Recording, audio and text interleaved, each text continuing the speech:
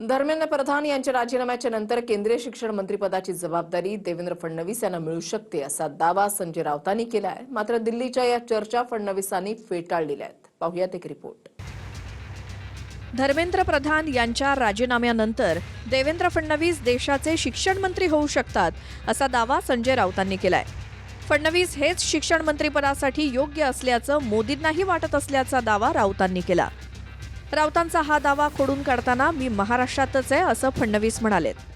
Education minister की search और research सरकार में चल रही है और best education minister Devendra Fadnavis हो सकते हैं, ये उसके ऊपर मोदी जी ने मन बना लिया है हमारी जानकारी है। One of the best education minister जो आरएसएस के विचारधारा के हैं, जो पढ़े लिखे हैं, जिसे एक राज्य संभालने का अनुभव है। लेकिन दिक्कत ये है देवेंद्र जी की कि उनके बाद मुख्यमंत्री कौन बनेगा उस प्रेशर में वो है। लेकिन मोदी जी ने मन बना लिया है कि इस देश का एक अच्छा शिक्षा मंत्री एजुकेशन मिनिस्टर देवेंद्र फडणवीस ही बन सकते हैं। हो, हे सांगा, दिल्लीवरून तुम्ही काल आले, खूप बातम्या आल्या, चर्चा खूप आहे, वाढदिवस तुमचा झाला आणि मी आज नागपुरात आहे, संध्याकाळी मुंबईत जाणार आहे। मी मुंबईतच आहे, मी महाराष्ट्रातच आहे। धर्मेंद्र प्रधानांच्या राजीनाम्यानंतर शिक्षण मंत्री पदासाठी फडणवीस आणि विनोद तावडेंचं नाव चर्चेत असल्याचा दावा काँग्रेसचे प्रदेशाध्यक्ष हर्षवर्धन सपकाळांनी केलाय। ने राजीनामा देने के बाद में देवेंद्र फडणवीस और विनोद तावड़े का नाम चर्चा में आ रहा है कि वो अगले शिक्षण मंत्री केंद्रीय हो सकते हैं। देवेंद्र फडणवीस जो है वो बाल से गला काटने का कौशल्य उनके पास है। वो पाताल यंत्री भी बहुत है, भ्रष्टाचार में भी वो बहुत ही शिद्दत से भ्रष्टाचार भी करते हैं, और सब करने के बाद वो अपना चेहरा जो है वो बहुत ही भोला रखते हैं। तो मुझे लगता है कि धर्मेंद्र प्रधान जी जाने के बाद इस एग्जाम को और संगठित स्वरूप में इसका भ्रष्टाचार और खुद के विचारों के लोग उसमें फंसाने के लिए देवेंद्र जी बहुत अच्छे रह सकते हैं। दोन बाबी आहेत की माननीय मुख्यमंत्री महोदयांनी काल दिल्लीमध्ये ते गेले, पक्ष नेतृत्वाशी केंद्र नेतृत्वाशी त्यांची कदाचित भेट झाली असेल, मला या संदर्भामध्ये नेमकी माहिती नाही आहे। धर्मेंद्र प्रधान यांनी शनिवारी सकाळी 9 वाजता राजीनामा दिला। प्रधान यांनी राजीनामा दिला तेव्हा फडणवीस नागपुरात होते। प्रधानांच्या राजीनाम्यानंतर फडणवीसांना दिल्लीत बोलावण्यात आलं।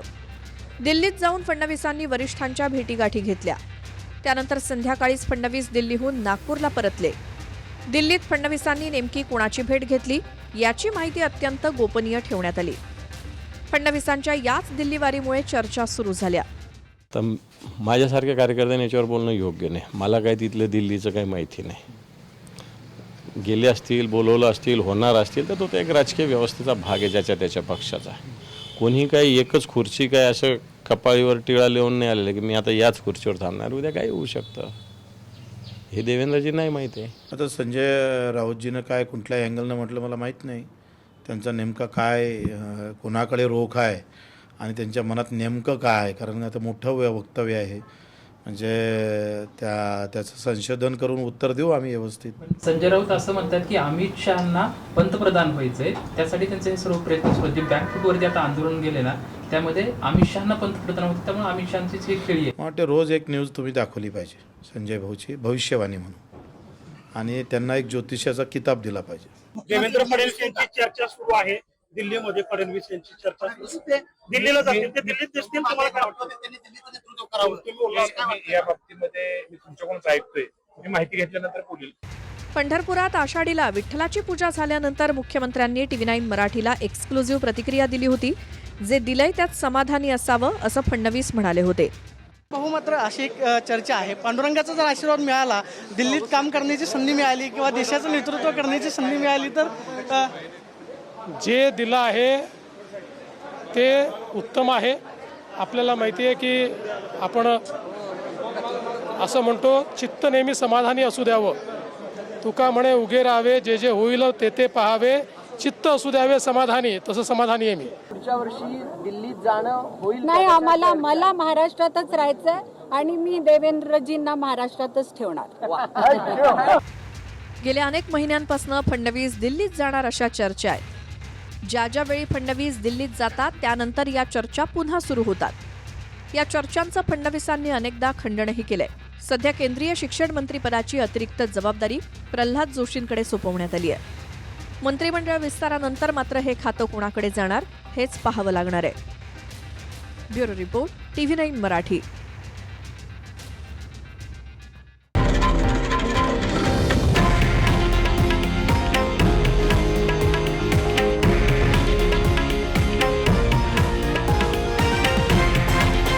हे आहे देशातील नंबर 1 न्यूज नेटवर्क आणि आपण पाहत आहात TV9 मराठी, एकमेव.